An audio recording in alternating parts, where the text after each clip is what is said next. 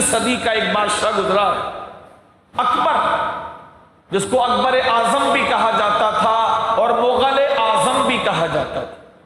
اس وقت یہ دو بڑے قبیلے تھے، مغل اور پٹھان۔ تو یہ مغل تھا، یہ مغل اعظم، بہت بڑی سلطنت تھی اس کی، بڑا جابر اور بہت ہی جبروت والا، بڑا سخت آدمی تھا یہ اکبر،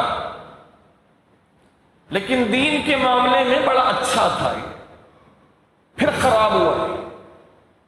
یعنی اس کی اچھائی جو بیان کی گئی وہ یہ تھی کہ جب لوگ رات کو سو جاتے تھے تو اس نے اپنے محل کے اوپری حصے میں ایک خاص کمرہ بنایا ہوا تھا، اس پر وہ چلا جاتا تھا اور وہاں جا کے وہ تہجد پڑھتا تھا، تہجد پڑھتا تھا، قرآن پڑھتا تھا۔ مسجد میں بادشاہ ہونے کے باوجود مسجد میں آ کر کے جھاڑو دیا کرتا تھا، بادشاہ ہو کر بھی۔ بڑی بات ہے کہ بادشاہوں کے یہ مزاج نہیں ہوتے کہ وہ اس طرح دین کی طرف آگے بڑھیں اور دین کی خدمت کریں، مسجد میں آ کے جھاڑو لگائیں۔ جھاڑو دیتا تھا، قرآن پڑھتا تھا، تہجد پڑھتا تھا، اللہ کے خوف سے روتا تھا۔ جتنا یہ اچھا تھا اس سے زیادہ برا ہو گیا، تب جا کے کہیں مجدد الف ثانی کی ضرورت پڑی۔ برا کیوں ہو گیا؟ اچھائی یہ تھی، برائی کیا تھی اس کی؟ برائی اس کی یہ اتنا برا ہو گیا، اتنا برا ہو گیا کہ اس نے یہ کہنا شروع کر دیا کہ بادشاہ جو ہوتا ہے وہ ذل الہی ہے، اللہ کا پرتو ہوتا، اور جب یہ اللہ کا پرتو ہے تو جس طرح اللہ کو سجدہ کیا جاتا ہے تو پھر مجھے بھی سجدہ کیا جائے۔ اس نے چاہا کہ میری سلطنت میں جتنی طرح کے لوگ ہیں، مسلمان ہیں، ہندو ہیں، مختلف مذہب کے لوگ ہیں، عیسائی ہیں، یہودی ہیں اور ہیں، ان سب کے لیے ایک ایسا دین بنایا جائے جو سب کے لیے قابل قبول ہو، جو سب کے لیے قابل قبول ہو۔ کوئی ایسا پلیٹ فارم تیار کیا جائے کہ سب وہاں پر جمع ہو سکے۔ اس نے سب کو خوش کرنے کے لیے دین اسلام کا رواج ختم کر کے اپنی طرف سے ایک دین بنایا اور اس دین کا نام رکھا دین الہی۔ دین الہی۔ اذانوں پر پابندی لگا دی، اذان نہیں ہوگی۔ مسجدوں پر پابندی لگا دی کہ مسجدوں میں تالے ڈال دیے جائیں۔ مسلمان تھا یہ۔ میں نے شروع کے حالات میں سے تھوڑے سے حالات آپ کو بیان کیے کہ کیا تھا اور کیا ہو گیا۔ اب آگے بیان کروں گا کیوں ہو گیا اور پھر اس کا علاج کیا ہوا۔ مسجدوں میں تالے ڈلوا دیے، مسجدیں بند کروا دی، اذانیں بند، مسجدیں بند، عورتوں کا پردہ ختم کروا دیا، گائے کا گوشت، گائے ذبح کرنا منع کر دیا گیا کہ گائے ذبح نہیں کی جائے گی۔ سور کا گوشت عام بکنے لگا اور گائے کا گوشت منع کر دیا گیا کہ کوئی بھی گائے ذبح کرے گا تو اس کو سخت سزا ہوگی۔ سور کا گوشت، سور ذبح بھی ہونے لگے اور بکنے بھی لگے۔ اپنے آپ کو سجدہ کروانا شروع کر دیا۔ عربی زبان پر پابندی لگا دی، عربی زبان نہیں بولی جائے گی۔ عربی زبان کے علاوہ دوسری زبانوں کو، ہندی زبان کو اور سنسکرت کو اور دوسری زبانوں کو رواج دیا گیا، عربی زبان منع ہو گئی۔ اس نے کہا کہ کلمہ لا الہ الا اللہ محمد رسول اللہ ہے، کلمے میں تبدیلی کی جائے، اور اب کلمہ یہ ہوگا لا الہ الا اللہ اکبر خلیفۃ اللہ۔ نمازوں پر پابندی لگا دی گئی، تبلیغ دین پر پابندی لگا دی گئی،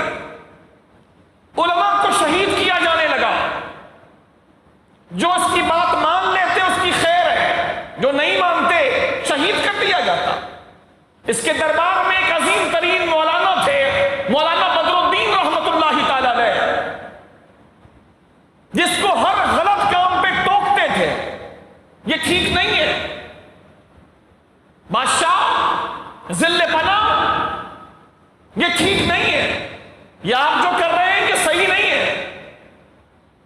بادشاہ نے تنگ آ کر مولانا بدر الدین رحمت اللہ تعالی علیہ کو لوگوں کے سامنے دو طرف گھوڑوں سے یا اونٹوں سے ان کی ٹانگوں کو بندھوا کر اور دو مختلف سمتوں میں جانوروں کو دوڑا دیا، ان کے جسم کے پرزے اڑا دیے گئے۔ علماء کو مارا جانے لگا، شہید کیا جانے لگا، کلمہ تبدیل، نمازوں پہ پابندی، مسجد میں تالے، عربی زبان پر پابندی، قرآن پر پابندی، ہندوؤں کے نعرے رام رام اس کا رواج ہونے لگا۔ مسلمانوں کی عورتیں زبردستی ہندوؤں کو دی جانے لگی اور ہندو لڑکیوں سے زبردستی مسلمانوں کی شادیاں کروائی جانے لگی۔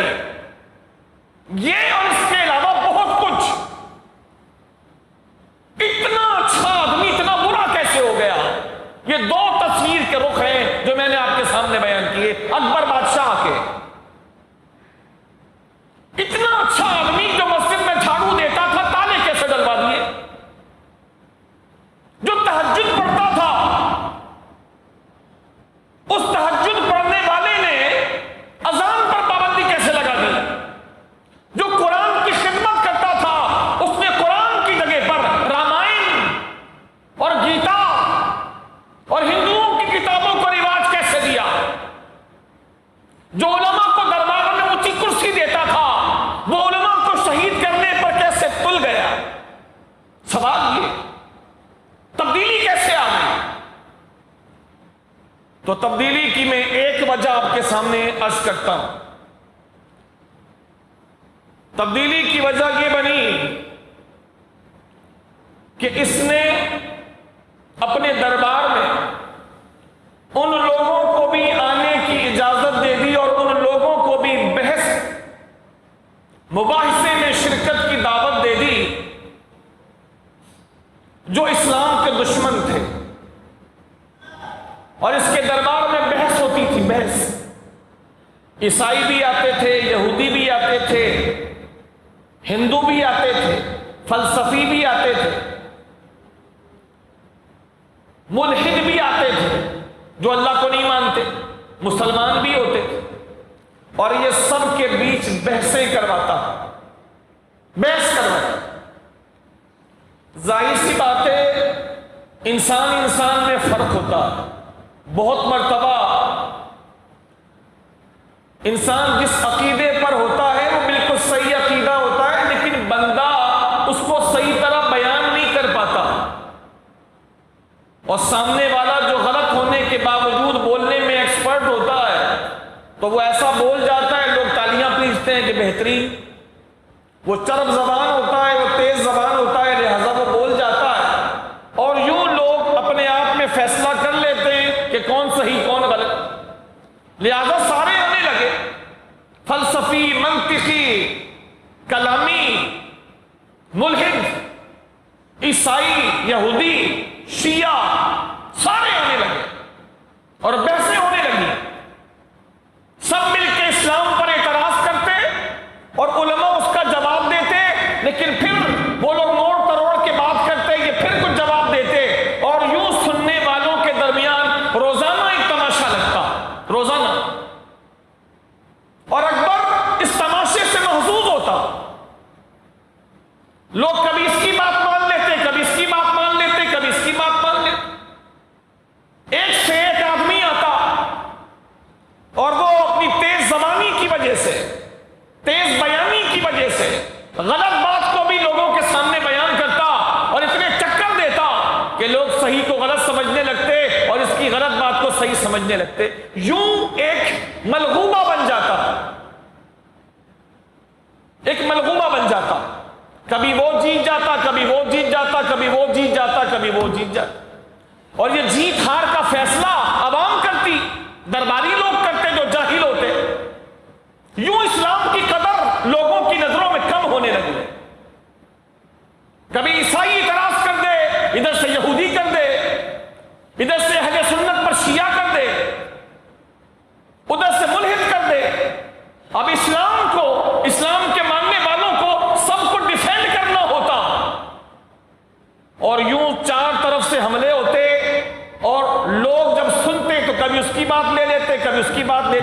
بالکل ویسے ہی، تھوڑے سے فرق کے ساتھ بالکل ویسے ہی جیسے چند برسوں پہلے پاکستان میں مختلف مکتبہ فکر کے علماء کو بلا کر کے ہاٹ ایشوز پر گفتگو کروائی جاتی تھی۔ آپ واقعہ افک کے بارے میں کیا کہتے ہیں؟ آپ واقعہ فدق کے بارے میں کیا کہتے ہیں؟ آپ امیر معاویہ کے بارے میں کیا کہتے ہیں؟ آپ فلاں کے بارے میں کیا کہتے ہیں؟ آپ صحابہ کے بارے میں کیا کہتے ہیں؟ آپ امیر معاویہ کے بارے میں کیا کہتے ہیں؟ اور لوگ کنفیوز پہ کنفیوز ہوتے جاتے ہیں کہ یہ کیا چل رہا ہے، یہ کچھ بولتے ہیں، یہ کچھ بولتے ہیں، یہ حضرت علی کے بارے میں کچھ بولتے ہیں، یہ حضرت علی کے بارے میں کچھ بولتے ہیں، یہ امیر معاویہ کے بارے میں کچھ بولتے ہیں، یہ کچھ بولتے ہیں، ہم فیصلہ کیا کریں؟ ایسے ایشوز جو ہاٹ ایشوز تھے ان کو پبلک کر دیا گیا۔ یہی کام اکبر کے زمانے میں کیا گیا اور یوں آہستہ آہستہ اسلام کی قدر، اسلام کی اہمیت لوگوں کے دلوں سے کم ہوتی گئی۔ لوگ تو جاہل ہوتے ہیں، سب کو کیا پتا کہ کیا حقیقت ہے اور کیا غلط ہے، یہ تو قرآن و حدیث فیصلہ کریں گے، وہاں بیٹھ کے چار لوگوں کے بیچ میں فیصلہ کیا ہوگا؟ وہ چرب زبان ہے، اس نے کوئی شوشہ چھوڑ دیا، لوگوں نے تالیاں پیٹ دی کہ یہی ٹھیک ہے، ان کو کیا پتا کہ حقیقت کیا؟ سوال چھوٹا سا، جواب بڑا ہوتا ہے، سننے کی صلاحیت تو پیدا کرو تاکہ واضح ہو سکے کہ حقیقت کیا ہے اور فسانہ کیا ہے۔ یہ بنیاد بنی، ایک بنیاد یہ بنی کہ شریعت مذاق بن کے رہ گئی، لوگ اپنی مرضی سے فیصلہ کرنے لگے، اس بارے میں وہ ٹھیک ہے، اس بارے میں وہ ٹھیک ہے، اس بارے میں وہ ٹھیک ہے، ایک نئی چیز سامنے آ گئی، ایک نئی چیز سامنے آ گئی۔ اور اکبر چاہتا یہی تھا، چونکہ یہ ایک فلسفے سے متاثر ہو چکا تھا۔ اصل بنیاد یہ بنی اس حرکت کی، یہ جو حرکت اس نے کی، اس کی اصل بنیاد یہ ہے جو میں ابھی بیان کر رہا ہوں۔ اصل بنیاد یہ ہے کہ اس وقت اس زمانے میں عیسائیوں کا ایک بہت بڑا پروفیسر تھا، مارٹن لوتھر۔ اس نے ایک فلسفہ اپنی طرف سے لوگوں میں بیان کیا کہ یہ جو ہمارے عیسائی بڑے ہیں، پوپ ہیں، عیسائی جو ان کے یہاں بڑے ہوتے ہیں، جن کی باتیں تسلیم کی جاتی ہیں اور انجیل وغیرہ کی وہ ٹرانسلیشن کرتے ہیں اور انجیل کی روشنی میں اپنے لوگوں کی جو بھی تربیت کرتے ہیں، جو بھی کرتے ہیں، ان میں وہ بڑے ہوتے ہیں۔ تو اس نے کہا کہ بھئی ان کو بڑا ماننے کی کیا ضرورت ہے؟ کیا ہماری عقلیں اس بات کے لیے کافی نہیں ہے کہ ہم خود ہی انجیل پڑھیں اور خود ہی انجیل پڑھنے کے بعد ہم خود ہی اپنی اپنی عقلوں کے مطابق انجیل کو سمجھ لیں، اور جس کو انجیل جو سمجھ میں آئے بس وہی اس کے لیے ٹھیک ہے؟ یہ انتہائی خطرناک جنگ تھی جو اس نے شروع کی۔ یہ اکبر کے زمانے کا ہے، اسی زمانے کا ہے یہ جس زمانے میں اکبر موجود تھا۔ اس نے ایک نیا فلسفہ دیا، اور اس کے فلسفہ دینے کی کچھ وجوہات تھی کہ عیسائی پادری صحیح طرح انجیل کی تربیت اور اس کی روشنی لوگوں کو نہیں پہنچا پا رہے تھے۔ بہت کچھ غلط تھا عیسائیت میں، جس کے نتیجے میں یہ کھڑا ہوا اور کہا ان لوگوں کی ماننے کی کیا ضرورت ہے؟ یہ لوگ اتھارٹی کیوں بن کے بیٹھے ہوئے ہیں؟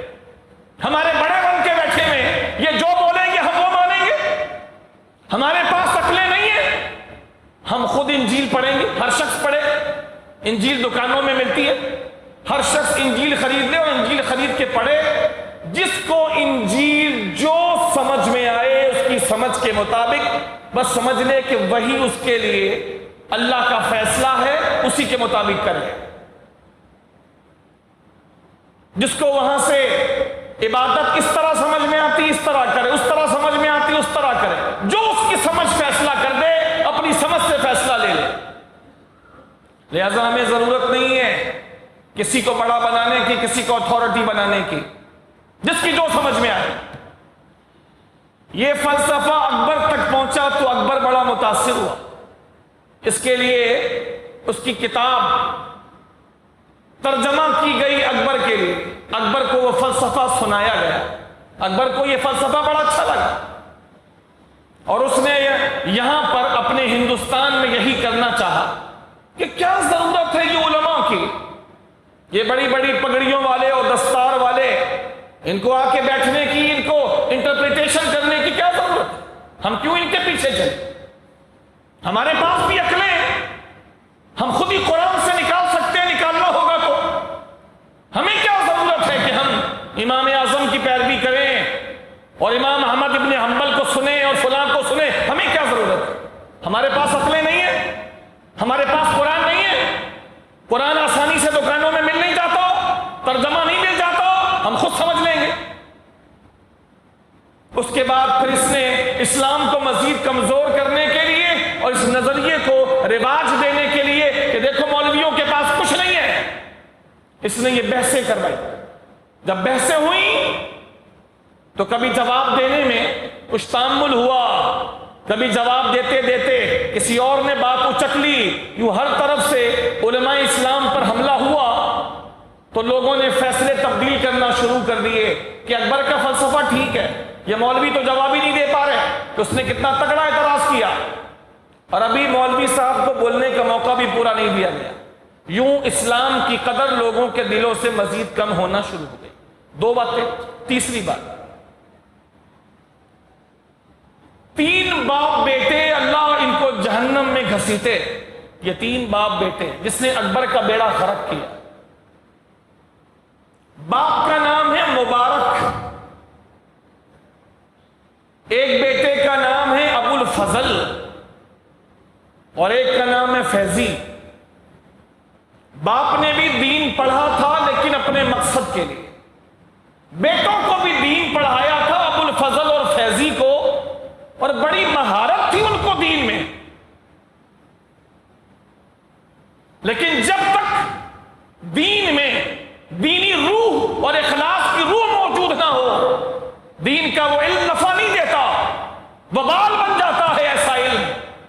جب یہ اللہ سے ہمیشہ نفع مند علم مانگنا چاہیے، جو علم نفع دے خود کو بھی اور امت کو بھی۔ ان باپ بیٹوں کے پاس علم تھا شریعت کا، لیکن نفع مند علم نہیں تھا۔ ان تینوں نے مل کے اکبر کا ستیہ ناش کیا، ستیہ ناش کیا۔ خاص طور پر دونوں بیٹوں نے، ابو الفضل نے اور فیضی نے، انہی لوگوں نے اکبر کے دماغ میں یہ بات ڈالی۔ 1000 سال پورے ہو گئے، جو نبوت کے 1000 سال تھے وہ پورے ہو گئے۔ ذل الہی اب جو اگلے 1000 سال ہیں ان کے مجدد آپ ہیں، آپ میں ساری صلاحیتیں موجود ہیں، آپ بڑے باصلاحیت آدمی ہیں، آپ 1000 سال کے مجتہد ہیں، آپ مجتہد اعظم ہیں، آپ خود اجتہاد کریں۔ کبھی کہا آپ سو رہے تھے اور میں نے آپ کے لیے خواب دیکھا، آپ سو رہے تھے ذل الہی اور میں نے خواب دیکھا کہ آسمان سے فرشتہ آیا، آپ کے لیے وحی لے کر آیا، اور فرشتہ آپ کے نام پر وحی مجھے بتا کر گیا ہے کہ جب آپ اٹھیں تو میں آپ کو بتا دوں فرشتے نے وحی بھیجی ہے، جس کا معنی یہ ہے اے انسان، اے اکبر، اے انسان سن اور توجہ سے سن، بے شک گائے ذبح کرنا میری طرف سے حرام ہے، اور جو گائے ذبح کرے گا اللہ اس سے ناراض ہے، اور جس سے اللہ ناراض ہوگا اس کو جہنم میں ڈالے گا۔ یہ آپ کے لیے فرشتہ وحی لے کر آیا تھا۔ اکبر بھی بچوں کی طرح ان کے ہاتھ میں ہو گیا تھا، جو یہ دونوں بھائی اور ان کا باپ سمجھا دیتا اکبر کے دماغ میں بات بیٹھ جاتی۔ علماء کو دور کرتا گیا اور ایسے خوشامدی لوگوں کو اکبر قریب کرتا گیا۔